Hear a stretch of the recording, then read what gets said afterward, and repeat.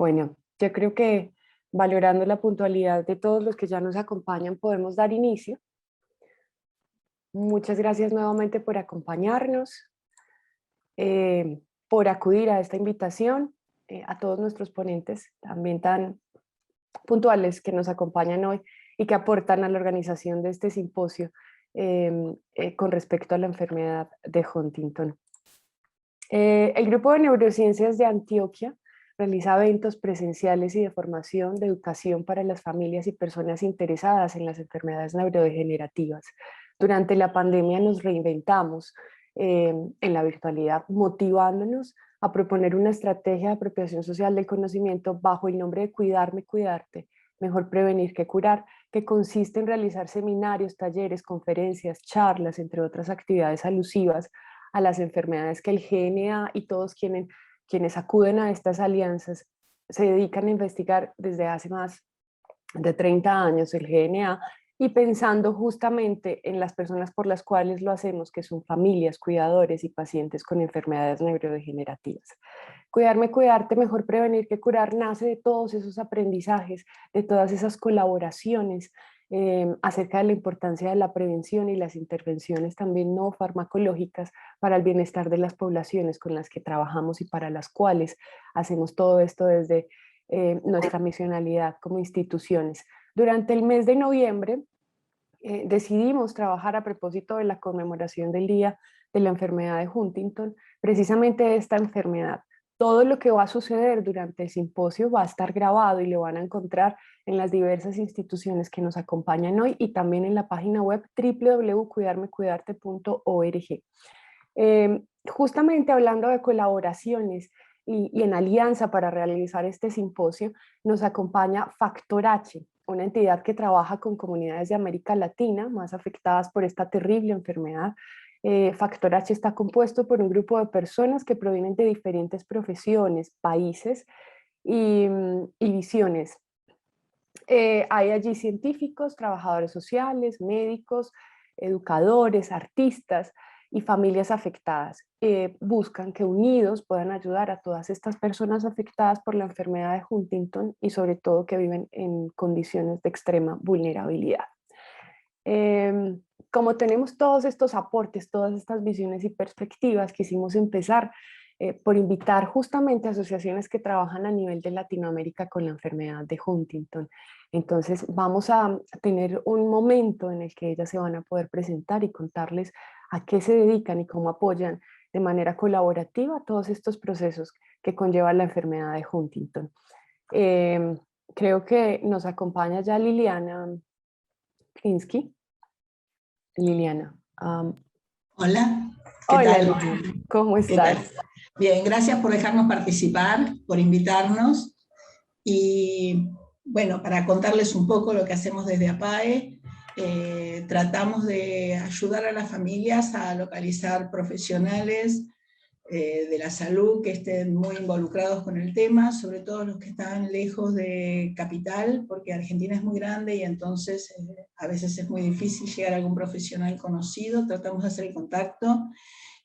Los ayudamos también explicándole cuáles son las mejores prácticas para el cuidado de la salud y del paciente. Tratamos de organizar eventos en donde traemos profesionales dedicados a la terapia ocupacional, foniatría, para enseñarles ejercicios o modalidades de buen vivir para el paciente o de mejor vivir para el paciente. Y bueno, y tratamos de estar siempre al alcance de los pacientes y los familiares, básicamente para ayudarlos y llevar la enfermedad todos juntos. Y siempre también al tanto de las novedades para informarlos y tomar nuestra esperanza de que algo tendremos en el futuro cercano. Básicamente es eso. Muchas gracias, Liliana. También nos acompaña. Adelante. No, a ustedes digo por estar. Muchas gracias. Realmente el acompañamiento de las asociaciones en las enfermedades neurodegenerativas es fundamental, especialmente para las familias que están alrededor y viven toda la problemática que genera este tipo de enfermedades.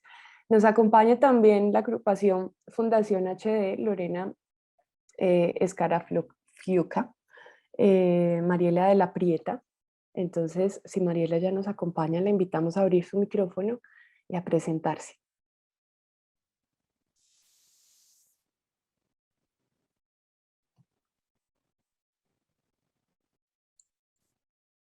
Ok. Entonces, creo que ya vimos a Yarel, ella llegó pronto, mientras le damos una espera entonces a Mariela. Yarel, ¿cómo estás? De la agrupación chilena de Huntington. Hola, ¿cómo están todos?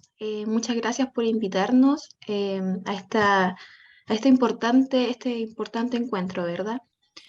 Bueno, nosotros para esta instancia preparamos pequeña presentación. No sé si me permiten, por favor, compartir. Por supuesto que sí. Muchas gracias. Bueno, como muy bien decía Andrea, mi nombre es Yarel Arancibia, soy terapeuta ocupacional y en estos momentos estoy en representación de la agrupación chilena de Huntington en colaboración con CETRAP, ¿ya? Y les vamos a contar un poco cuál es nuestro quehacer en Chile, acompañando a personas con trastornos del movimiento, entre ellas Huntington, ¿ya? Esto a través de la experiencia de lo que es el Centro Diurno Pura Vida.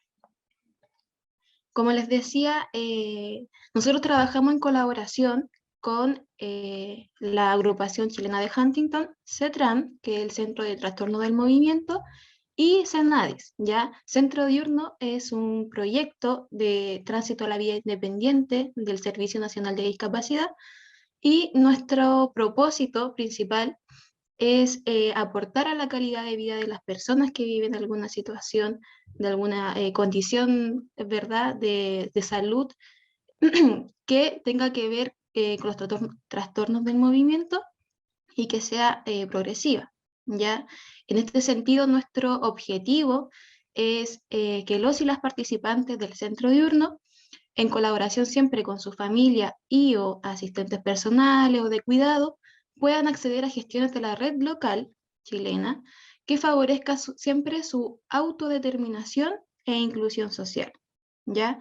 Para esto nosotros nos situamos en la realidad local de nuestra ciudad y nos encontramos con una población adulta, ¿verdad?, en situación de vulnerabilidad, con una condición de salud y dependencia que va en progreso, ¿verdad? Y obviamente eso va generando cierta desvinculación de los usuarios o personas que viven con Huntington de la comunidad, lo que causa obviamente aislamiento social. Eso también converge con la sobrecarga del cuidador o la cuidadora o los familiares que acompañan a la persona que vive con la enfermedad de Huntington, y obviamente en relación con una precariedad en la respuesta sociosanitaria desde las políticas públicas y gestión de la salud en nuestro país, ¿ya? Teniendo en claro este marco contextual, es que los fundamentos de nuestra intervención se basan siempre en el posicionamiento de los derechos humanos, ¿ya? Entender la importancia de la autodeterminación y resguardarla, pese a la progresión de la enfermedad, ¿ya?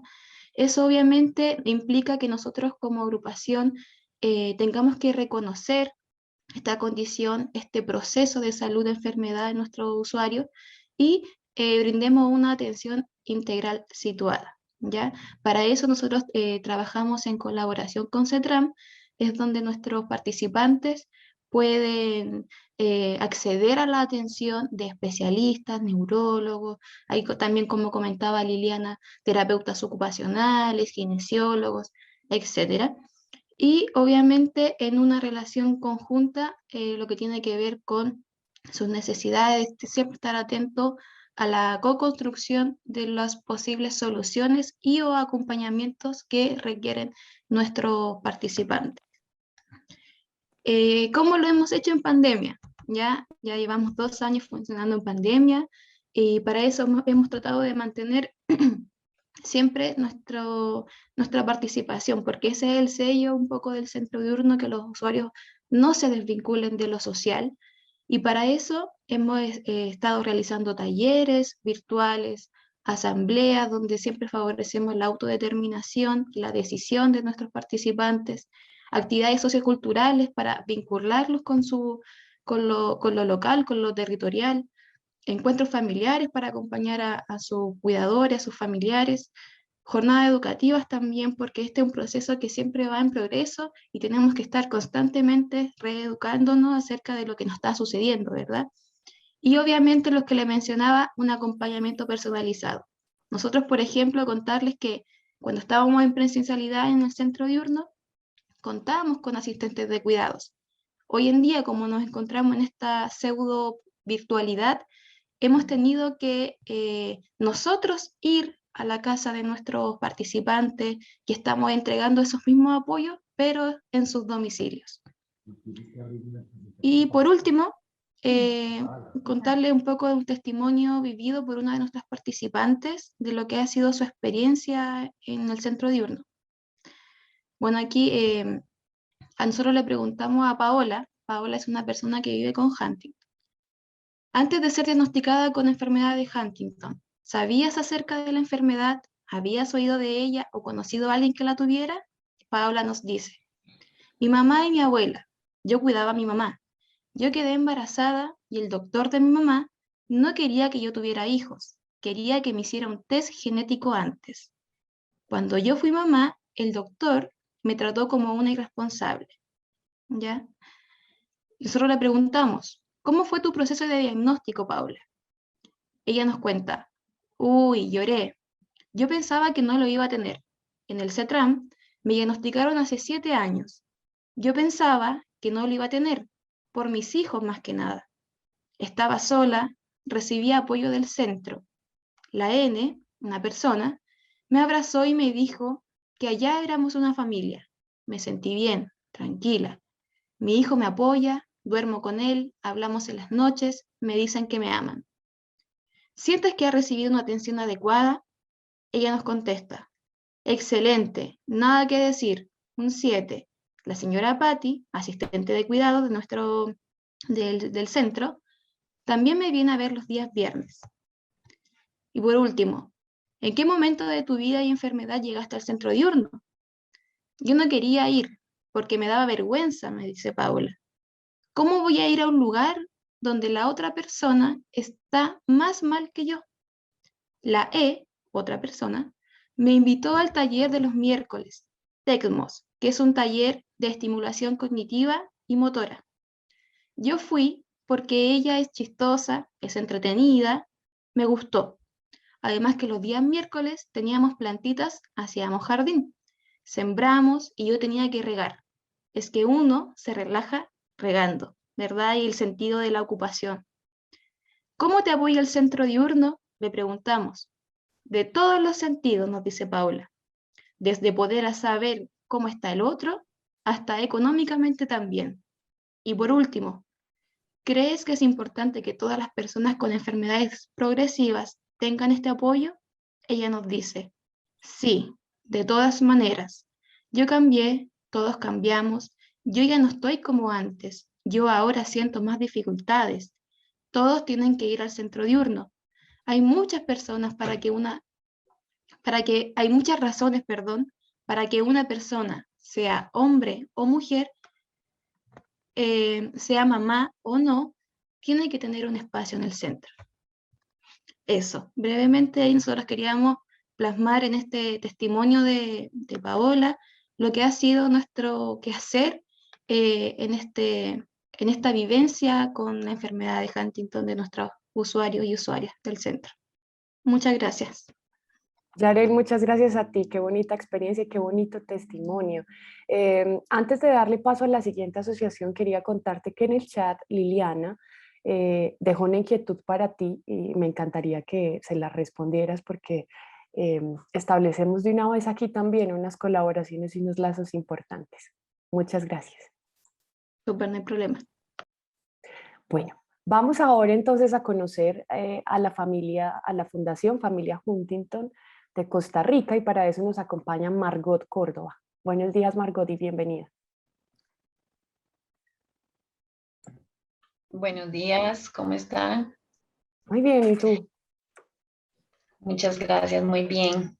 Mi nombre es Margot Córdoba, soy trabajadora social y estoy en representación de la organización Familias Huntington Costa Rica. Desde acá deseamos externarles nuestro agradecimiento por habernos invitado a este espacio tan importante para las personas con enfermedad de Huntington, sus familias y para las organizaciones que apoyamos esta causa. A modo de resumen, les vamos a comentar un poquito sobre nuestra organización. Iniciamos en 2019 este camino, uniéndonos varias familias para consolidarnos de forma con la esperanza de poder brindar una mano amiga a todas las familias del país, ya que en este país es una enfermedad muy poco conocida, ¿verdad? Prácticamente son pocos los profesionales que saben sobre la condición y eso ha sido un poco difícil para las personas que tienen la enfermedad porque no se da a conocer, ¿verdad? Entonces es por esto que buscamos lograr también que ellos obtengan una mejor calidad de vida por medio de la organización. Parte de nuestra tarea también se ha dirigido con varios ejes, ¿verdad? Con los que hemos venido trabajando. Buscamos que la organización sea visualizada para que más pacientes nos conozcan y sepan que ya no están solos. También dar a conocer acerca de la enfermedad tanto a las familias afectadas como a la sociedad en general. Y estamos también enfocados con profesionales de la salud, que es muy importante por ese abordaje tan necesario que se necesita para poder dar ese empujoncito, ¿verdad? Y que ellos conozcan más sobre la condición. Brindamos acompañamiento tanto al paciente como al cuidador y sus familias, porque entendemos que son el eje más importante, ¿verdad? Para las personas con la condición, por lo que hemos venido desarrollando una serie de charlas con varios profesionales de diferentes ramas a modo de realizar trabajos multidisciplinarios dirigidos especialmente a nuestra población. Finalmente, en un futuro, deseamos buscar y ampliar más nuestros rangos de conocimiento, ¿verdad? Para poder entender y conocer más sobre la condición, pero también lograr concientizar a las familias y a más a la sociedad, ¿verdad? Que tiene un gran desconocimiento sobre la condición. Muchísimas gracias.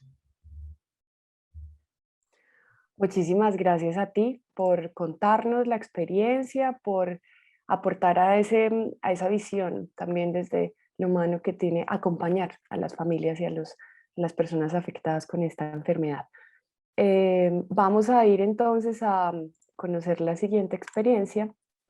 Ella es Donayi Toledo Betanzos, me disculpan la dicción, de la Asociación Mexicana de la Enfermedad de Huntington. Bienvenida, Donayi. Muchísimas gracias por esta apertura. Es para mí un honor poder darles a conocer lo que realizamos dentro de nuestra organización. Traigo también una presentación. Sí, es chiquita, entonces a ver si puedo compartirla. Adelante.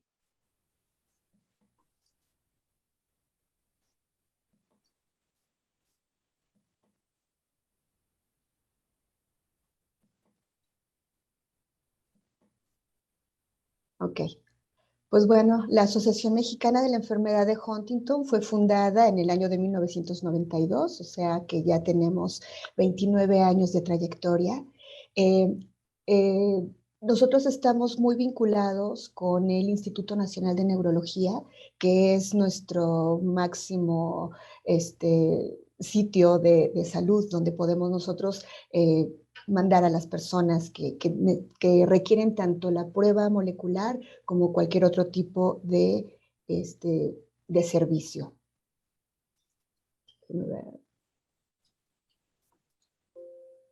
Ok. Nuestra misión pues, es proporcionar a las personas con la enfermedad de Huntington que se encuentran en situación vulnerable servicios integrales y a sus familias conocimientos con la finalidad de atender sus necesidades básicas de salud y contribuir a mantener las capacidades físicas e intelectuales pues, por más tiempo. Nosotros tenemos el conocimiento de que la enfermedad de Huntington es una enfermedad familiar y que de la misma manera en como nosotros vamos a proporcionarle una atención especializada a la persona con la enfermedad, enfermedad, debemos también de instruir a la familia para que pueda tener las herramientas y saber de qué manera llevar a cabo la vida cotidiana con el padecimiento, ¿sí? Dentro de nuestra visión es seguir proporcionando los servicios integrales de calidad a las personas con la enfermedad de Huntington en la República Mexicana y transformar el paradigma social, consolidando una cultura de aceptación como sujeto de derecho en el país, manteniendo un vínculo internacional con otras organizaciones, logrando la concientización de la población en riesgo y fomentando la participación social por medio de la difusión. Esta oportunidad nos está dando la apertura de poder lograr nuestra visión. ¿Y por qué el paradigma social? Porque la mayoría de las personas ven a la enfermedad de Huntington como la peor enfermedad del mundo. Es una enfermedad complicada, de eso tenemos mucho conocimiento al respecto, pero queremos cambiarle un poco este enfoque, verlo como una enfermedad más, verla a la persona con la enfermedad de Huntington como este sujeto de derecho, como esta persona que merece que tenga respeto a sus derechos humanos y que le cambiemos un poco el enfoque a la aceptación, al hecho de evitar la discriminación, porque sabemos que incluso en las mismas familias, cuando hay el desconocimiento de la enfermedad, pues excluyen a la persona. Y nuestra intención con el instruir a la familia es también que exista esta aceptación de que la persona está viviendo con una condición de vida, es algo que no precisamente desearon que les ocurriera. Y sobre todo, al aceptar a la persona enferma, pues bueno, estamos dando una mejor condición de vida. Perdón. Ay, ya me fui súper lejos.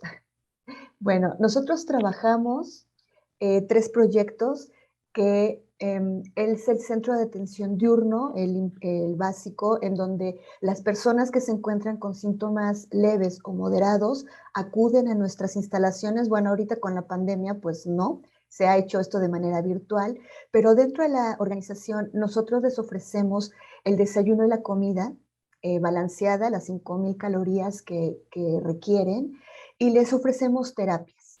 Esto es con la finalidad de fortalecer las habilidades y capacidades con las que cuentan y fomentar la independencia, ¿sí? Tenemos la terapia ocupacional, la de música, lenguaje, física, y tenemos paseos y convivencias. Estos paseos y convivencias son precisamente para fortalecer los vínculos afectivos, tanto de ellos como personas en esta condición, como de las familias, para que conozcan y para que, pues bueno, sepan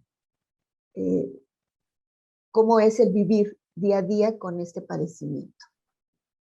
Tenemos otro proyecto que son las visitas a domicilio. Aquellas personas que ya no pueden acudir a nuestras instalaciones por la progresión de la enfermedad o porque no hay quien los acompañe, nosotros nos vamos programando para visitarlos con terapeutas físicos, porque para nosotros es muy importante que el paciente tenga una rutina de ejercicios para fortalecer sus habilidades y en caso de que estén en postración o en una etapa más avanzada, que tengan los familiares la manera de cómo descontracturar a estos pacientes y cómo puedan movilizarlos, ya sea en la cama de hospital o a la silla de ruedas, o de que sepan de qué manera poderlos tratar ya en este proceso de la enfermedad.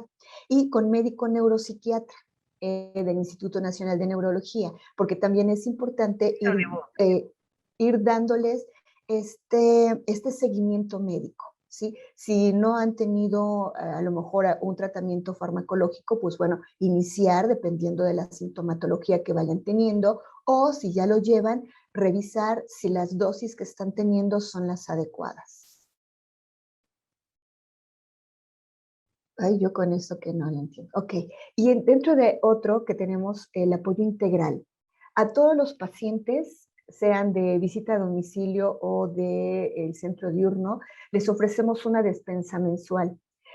Sabemos de que la despensa básica que les estamos dando no les va a suplir el alimento de todo el mes, pero sí estamos contribuyendo a la nutrición. Sabemos que esto igual y les puede servir únicamente para 3 días, pero tenemos la certeza de que por lo menos esos 3 días van a comer de manera adecuada. Les proporcionamos los medicamentos, ¿sí? Del cuadro básico, de acuerdo a los síntomas que tengan y a lo que el médico les prescriba. También les ofrecemos pañales, suplementos alimenticios. Tenemos la consulta médica especializada también dentro de nuestra organización, y a quienes lo requieren les ofrecemos las camas de hospital, sillas de rueda en comodato. En algunos ha sido la regadera tipo teléfono. También tenemos unos cómodos portátiles, unos bañitos portátiles, y dependiendo de la retroalimentación de los usuarios, nosotros podemos determinar cuál es la necesidad que ellos tienen y vemos la manera de cómo poderlos apoyar. También tenemos las reuniones con familiares, que es el grupo de apoyo donde se reúnen todas las familias y bajo su experiencia hay retroalimentación. Siempre están mediados por una psicóloga o psicólogo para, pues bueno, ver de qué manera se refuerzan y se puede apoyar psicológicamente y emocionalmente a estas familias. Las pláticas informativas son con especialistas, casi siempre son del Instituto Nacional de Neurología, y es de acuerdo a un tema específico con base a la enfermedad de Huntington. ¿Sí? Y bueno, tengo que comentarles que debido a la pandemia hemos aperturado nuestro servicio de manera virtual.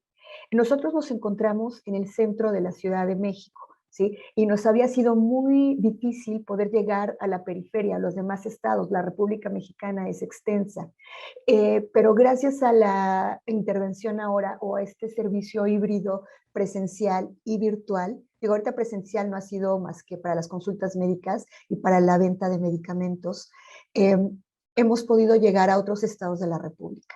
Y esto nos da la oportunidad de plantearnos una nueva intervención para el siguiente año, ya revisando y esperando que el semáforo esté en verde, para que nuestra intervención sea híbrida, ¿sí? Que las personas que puedan acudir a nuestro centro diurno a seguir recibiendo los servicios que les ofrecemos, acudan, y aquellas personas del interior de la República que se les empezó a proporcionar ya las terapias de manera virtual y los grupos de apoyo, incluso consultas médicas de manera virtual, sigan teniendo este servicio.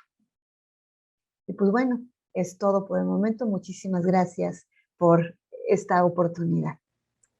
Muchas gracias a ti. Gracias por toda la información, por contarnos acerca de toda esta experiencia con la asociación. Vamos entonces a invitar ahorita a Tatiana Enrique de la Asociación Brasil de Huntington. Tatiana, bienvenida. Gracias. Buenos días a todos. Soy Tatiana, soy psicóloga y miembro de ABH, Asociación Brasil Huntington, que ha estado trabajando a 24 años en el apoyo a las familias con Huntington en Brasil, difundiendo información, sensibilizando sobre la enfermedad y representando políticamente a estas familias.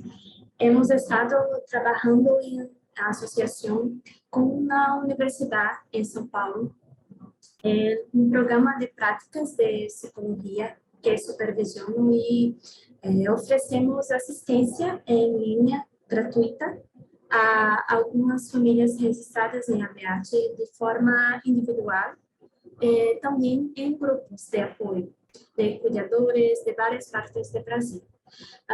También hemos desarrollado campañas de sensibilización sobre la enfermedad, publicando una serie de vídeos, de testimonios de familias con Huntington, entre otras actividades como organismos públicos luchando por los derechos de las personas con Huntington, entre otras muchas actividades. Muchas gracias por invitarnos. Es un placer estar aquí hoy con ustedes. Gracias. Muchas gracias a ti, Tatiana. Creo entonces que con tu intervención finalizamos esta socialización del quehacer de las asociaciones y de esta visión integral que también requieren las investigaciones y es el acompañamiento a las familias. Vamos a pasar ahora entonces a la agenda que tenemos para este simposio y es que queríamos dar una perspectiva desde ese lado social, acompañamiento, esa frase que ahorita todos mencionaban de que se enteren que juntos podemos.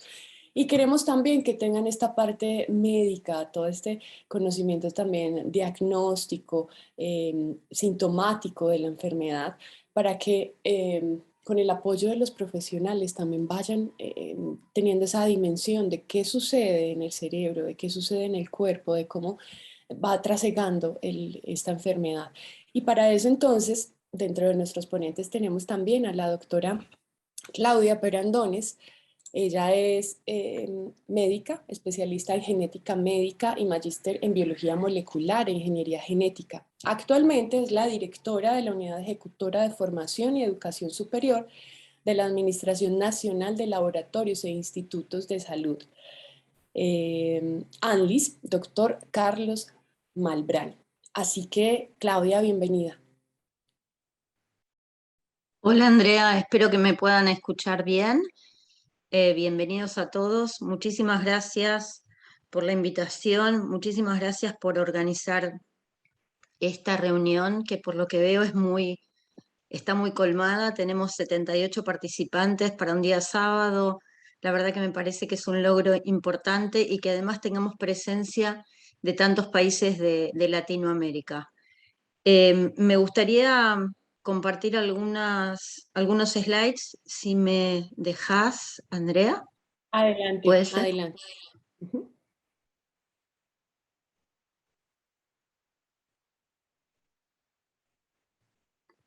Bien, ustedes me avisan si están pudiendo ver mi presentación.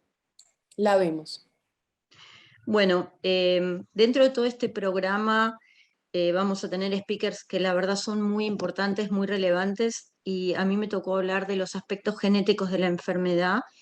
Es muy vasto lo que se puede decir, así que perdónenme porque lo que he hecho es elegir algunos aspectos que me parece que es importante que se lleven para recordar, pero por supuesto estoy disponible en mi dirección de mail para que Andrea la distribuya y poder satisfacer todas las dudas y todas las consultas que mi presentación o todas las charlas de hoy les puedan generar.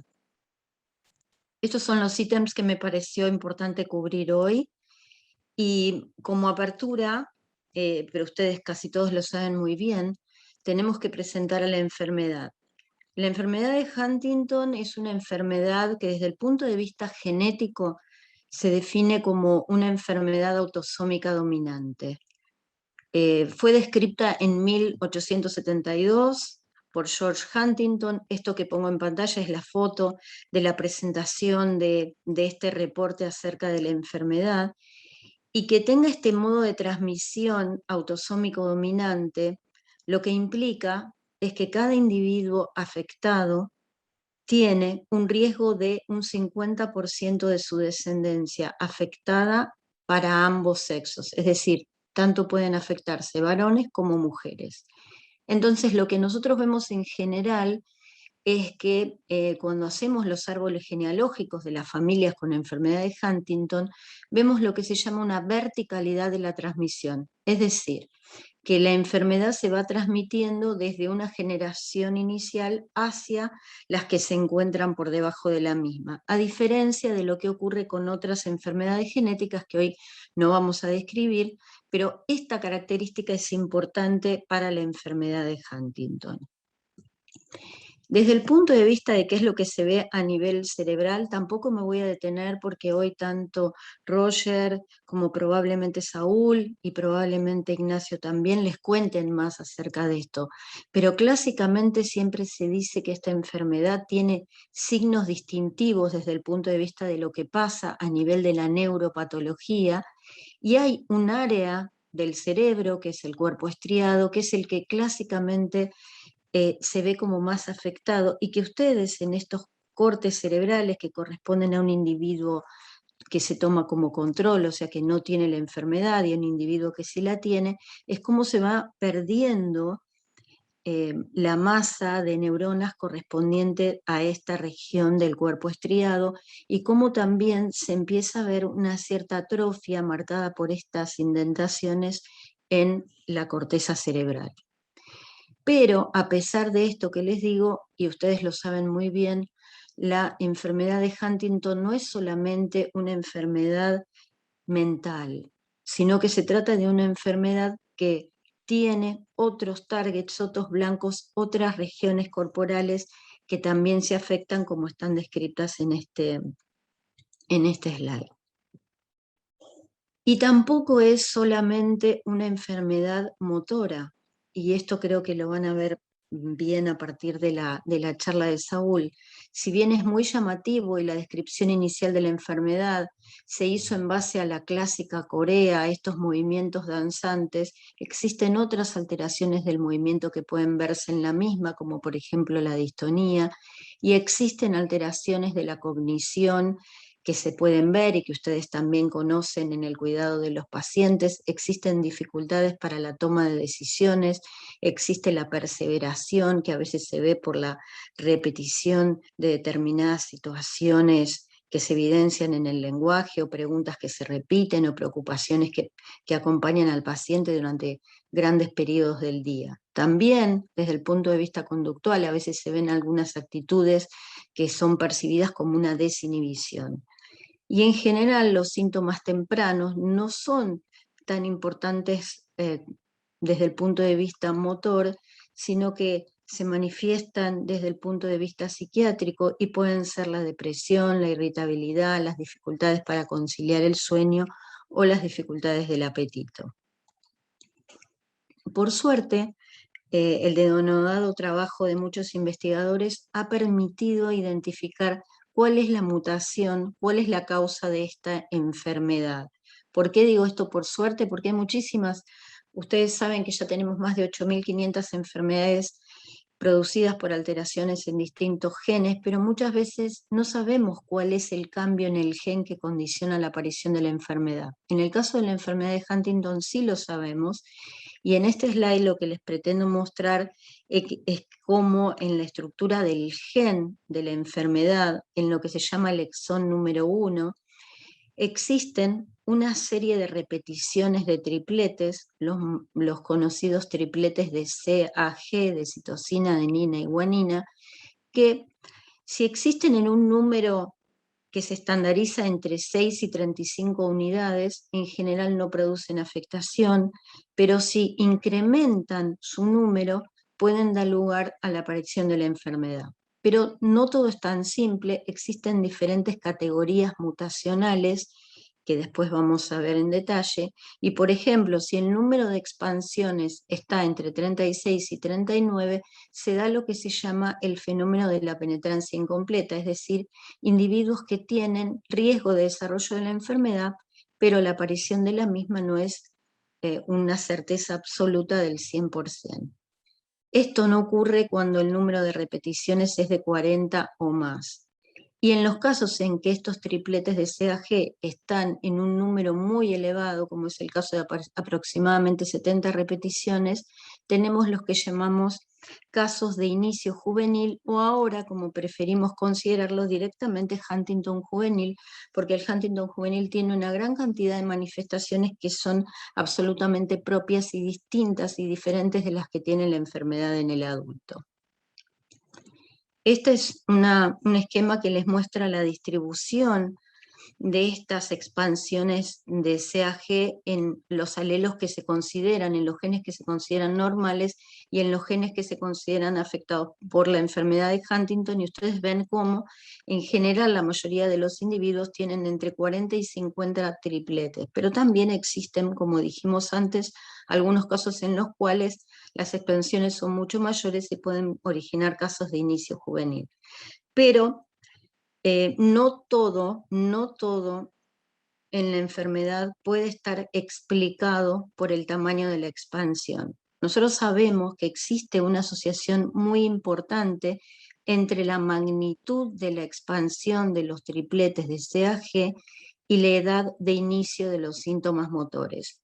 Si bien esto es así, solamente el 60% de esta edad de inicio del compromiso motor se puede explicar por la magnitud de la expansión. Entonces, ¿esto de qué nos habla? De que probablemente existan otros factores que estén involucrados en condicionar a qué edad una persona va a comenzar a tener un compromiso motor, y no es solamente la magnitud del triplete SAG. Por ejemplo, en este slide les pretendo evidenciar cómo con una misma expansión hay un sujeto que desarrolla los síntomas motores 20 años más tardíamente que otro que con la misma expansión los desarrolla 20 años más temprano. Entonces, ¿qué es lo que esto nos plantea? Nos abre una ventana para la evaluación de los que se llaman genes modificadores. Es decir, más allá de lo que condiciona tener la expansión del triplete, existen probablemente otros genes que puedan modificar la edad en la que se inicia este compromiso motor. Por ejemplo, en una corte, en un grupo de 492 individuos con 44 repeticiones, el 46% de los mismos van a tener un inicio 5 años más temprano o un inicio 5 años más tarde que el esperado.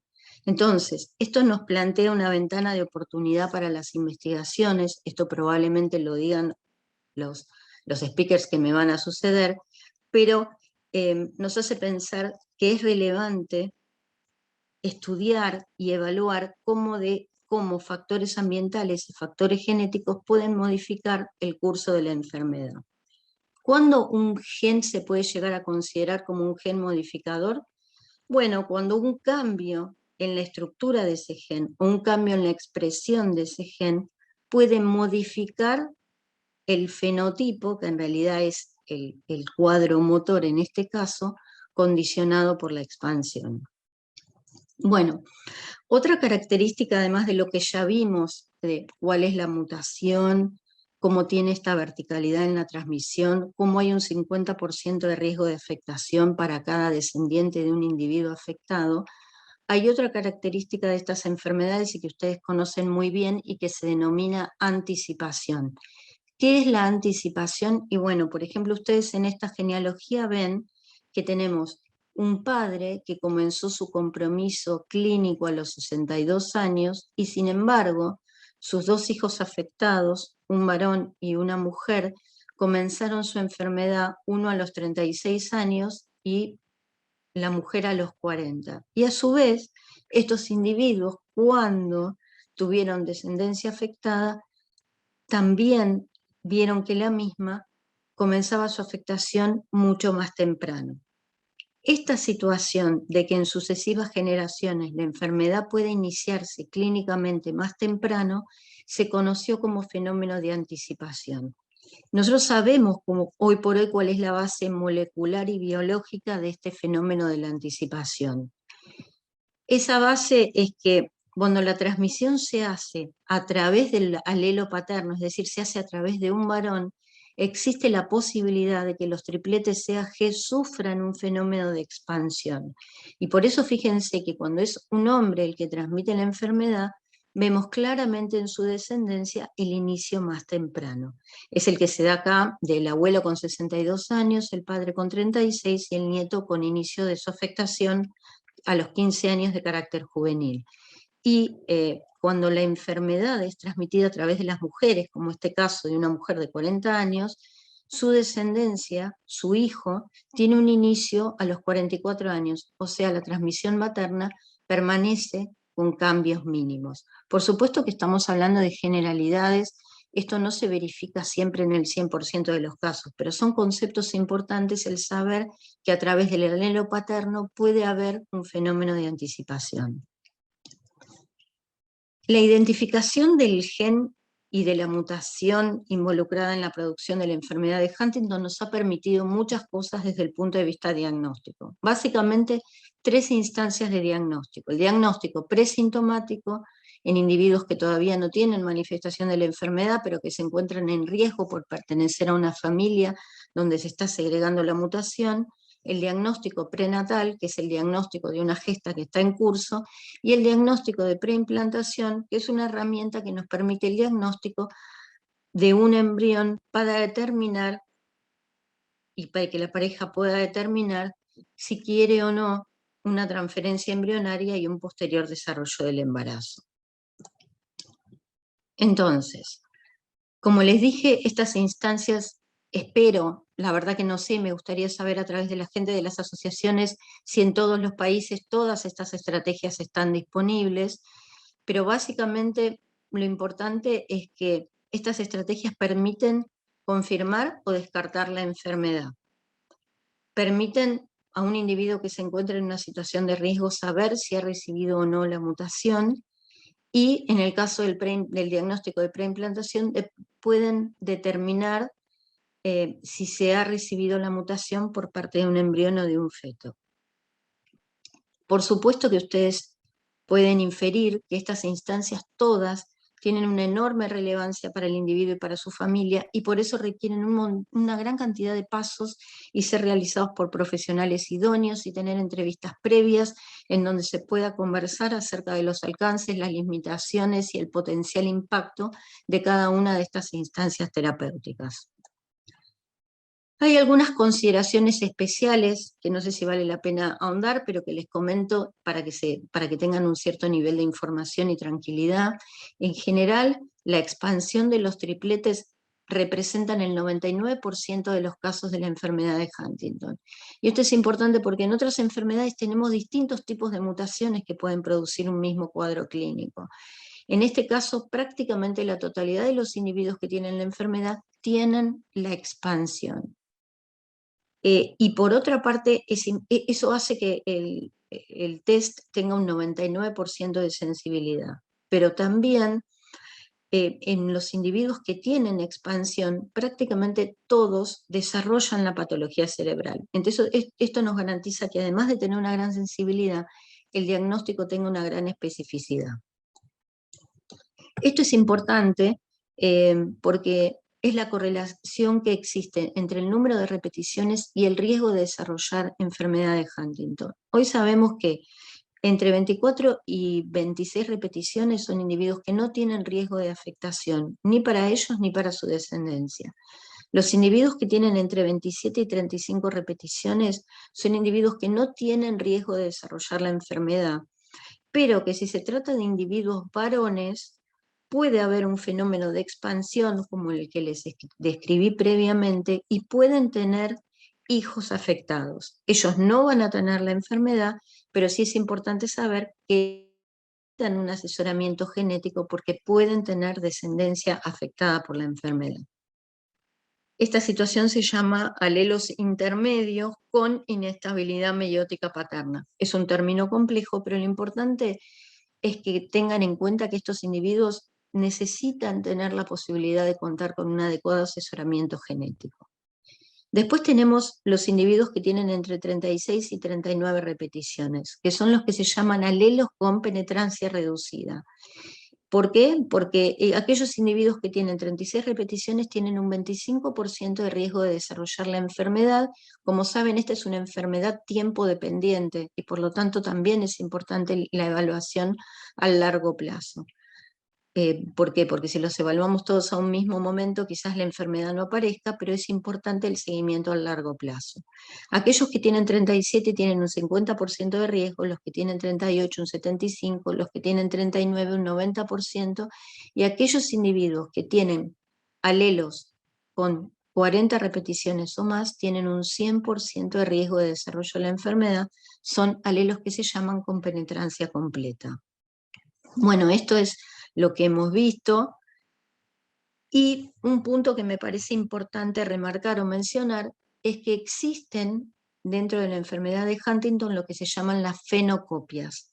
¿Qué son las fenocopias? Son cuadros clínicos que parecen, que son muy parecidos a la enfermedad de Huntington habitual, pero que no tienen la expansión de CAGs y que pueden corresponder a otras patologías, y que por eso es muy importante el test genético y por eso es muy importante la evaluación por los especialistas neurólogos. ¿Por qué? Porque hay muchas entidades que pueden aparecer como enfermedad de Huntington. Simplemente les muestro, este es un trabajo que realizó la Red Europea de Enfermedad de Huntington, evaluando pacientes, 226 pacientes que tenían cuadro clínico de enfermedad de Huntington, 198 tuvieron la expansión, pero hubo 28 que no, y que después tuvieron otros diagnósticos, algunos de los cuales tuvieron estrategias terapéuticas disponibles. Entonces, lo que pretendo puntualizar es que siempre es importante que el cuadro clínico sea valorado por un neurólogo, y es muy importante, de ser posible, contar con el test genético para confirmar la afectación. Y para cerrar, no sé, Ángela, por favor, perdóname, Andrea, cómo estoy de tiempo, si puedo hacer alguna mención más o ya estoy fuera de mi tiempo. Vas muy bien, Claudia, tienes hasta las 9. Ok, perfecto, bien. Como estamos en una reunión en la que fundamentalmente participamos grupos de Latinoamérica, aunque no somos excluyentes, porque no es nuestra idea, me parece muy importante puntualizar todas las contribuciones que los grupos de trabajo de y en Latinoamérica han brindado acerca del conocimiento de la enfermedad de Huntington. Como ustedes saben, lamentablemente creo que hoy no nos acompañan amigos, compañeros de Venezuela. Si me estoy equivocando y hay alguno, por favor, que me avise. Pero en Venezuela se encuentra el clúster, el grupo de pacientes afectados más importante desde el punto de vista numérico, alrededor del lago Maracaibo. En esta región se ha descrito una prevalencia de la enfermedad absolutamente inusitada. Fíjense que habitualmente la prevalencia se estima en 5 a 6 individuos afectados por cada 100.000 habitantes, y por muchísimas descripciones hechas por distintos grupos que se han establecido en la región para investigar este fenómeno. La prevalencia en esta zona puede llegar a ser de 2.450 casos cada 100.000 habitantes. Entonces, esta situación de una inusitada prevalencia ha permitido que se desarrollen un gran número de estudios, y estos estudios han permitido nada menos que, primero, ubicar en qué cromosoma se encontraba, en qué unidad genética se encontraba el defecto responsable de la aparición de la enfermedad de Huntington.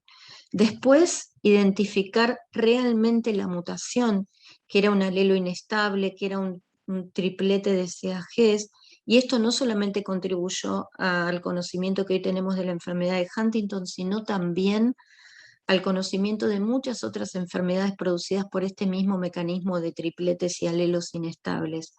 Pero también, como les comenté, el estudio de esta población ha permitido determinar la presencia de estos genes y de estos factores ambientales eventualmente modificadores de lo que condiciona la expansión en términos de la edad de inicio del compromiso motor de la enfermedad.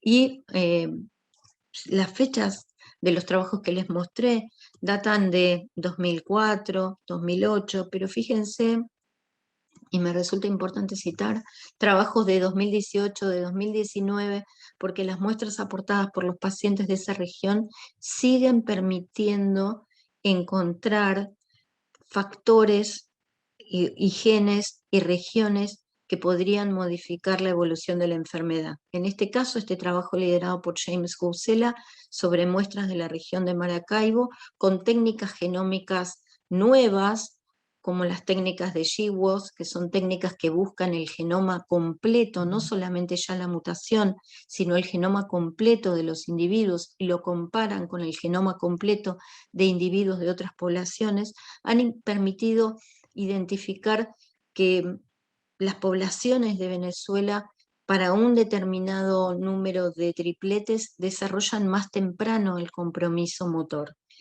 y en función de este hallazgo han podido ubicar ciertas regiones del genoma de los pacientes que son las que podrían estar involucradas en este inicio más precoz o más temprano de la edad del compromiso motor, y han podido ubicar genes interesantes, como es el caso de este gen ubicado en el cromosoma 7, y que podría ser un potencial blanco, una potencial estrategia terapéutica a futuro para tratar de generar moléculas o mecanismos que hicieran que se incrementara la expresión de este gen y que esto permitiera retrasar un poco el inicio del compromiso motor en esta población. Vuelvo a decirles, este es un ejemplo de los muchos estudios que se están llevando a cabo en este momento con estas técnicas genómicas, pero lo que quiero rescatar es cómo el compromiso y la generosidad de las poblaciones de Latinoamérica es la que permite avanzar en estas áreas del conocimiento. Y para terminar, me importa mencionar que el clúster de Maracaibo no es el único de los clústeres que tenemos, sino que también hay clústeres en Colombia, y bueno, por supuesto los amigos de Colombia que están presentes podrán describirlo, comentarlo mejor, pero estas son algunas de las regiones en las cuales hay familias con un gran número de individuos afectados, como un ejemplo es este pedigree, donde ustedes ven una familia con multiafectación, con transmisión vertical, y por supuesto con muchos individuos que deben estar en situación de riesgo. Este es un pedigree que me brindó Ignacio Muñoz, que después va a charlar también con ustedes, en donde se estima, a partir del número de individuos afectados, cuál es la cantidad de individuos en riesgo que pueden estar en estas poblaciones de clúster. También hay clúster en Perú, en el Valle de Cañete. Los estudios iniciales datan de 1983, de 1986, de 1989, pero lo importante es que los colegas de Perú y la Asociación de Perú, que hoy no ha podido estar con nosotros, hace un trabajo muy importante en el Valle de Cañete con una atención multidisciplinaria, yendo mensualmente en épocas fuera de pandemia para asistir a esas familias y para brindarles la posibilidad de una evaluación neurológica y también una contención psicológica. Esto es simplemente para que vean, esto es material histórico que para nosotros, para los genetistas, tiene gran valor, el hecho de que tantos años antes se hayan dedicado a estudiar esas familias, a describir cada individuo, cuántos individuos afectados, cuántos sanos. Y por último, y bueno, y que acá Tatiana sí nos quiere aportar, tuvimos la posibilidad de visitar Feira Grande en Brasil e identificar ahí un clúster donde también muchos individuos afectados, familias multigeneracionales, en algunos casos con vínculo entre los diferentes miembros, y que también la agrupación ABH es la que en aquel momento nos asistió para poder acceder a la población y para poder vincularnos y para poder tratar de saber cuál era la magnitud de este clúster de Feira Grande. En definitiva, los clústeres de Latinoamérica son una oportunidad desde el punto de vista genético increíble. ¿Por qué? Porque son individuos que tienen la misma mutación, pero que además comparten situaciones medioambientales absolutamente similares, y entonces ahí podemos, mediante la generación de diferentes estudios, saber cuánto de lo que la mutación condiciona puede ser modificado mediante estrategias de genes modificadores o mediante diferentes factores ambientales. Bueno, y en definitiva, el concepto para finalizar es que la enfermedad de Huntington es una enfermedad monogénica. Como vimos hoy, hay un defecto en un gen y una mutación claramente identificada, pero hay muchas manifestaciones individuales de la enfermedad, como la edad de comienzo del compromiso motor, el modo en que la enfermedad progresa, la severidad que la enfermedad reviste, que están condicionadas poligenéticamente, es decir, por muchos otros genes y por la interacción de genes con el medio ambiente. Entonces, vale la pena hacer estudios genómicos con las tecnologías disponibles actualmente para poder explicar todas aquellas situaciones que hoy por hoy no podemos explicar, y por supuesto con el fin último de encontrar moléculas que sean terapéuticas, ojalá para toda la comunidad Huntington mundial, pero si no, por lo menos que tengan la capacidad de ser área, población o etnia específicas. Bueno, muchísimas gracias por la oportunidad de hablar con ustedes hoy y a disposición para lo que necesiten. Muchas gracias, doctora Claudia, por su intervención. Quiero recordarle adicional a los participantes que nos acompañan hoy que pueden dejar sus inquietudes en el módulo de preguntas y respuestas. Nuestros panelistas están muy atentos para ir diligenciando sus inquietudes y tendremos un espacio, quizás, depende de cómo transcurra la agenda, para dar respuesta al final. Nos acompaña ahora entonces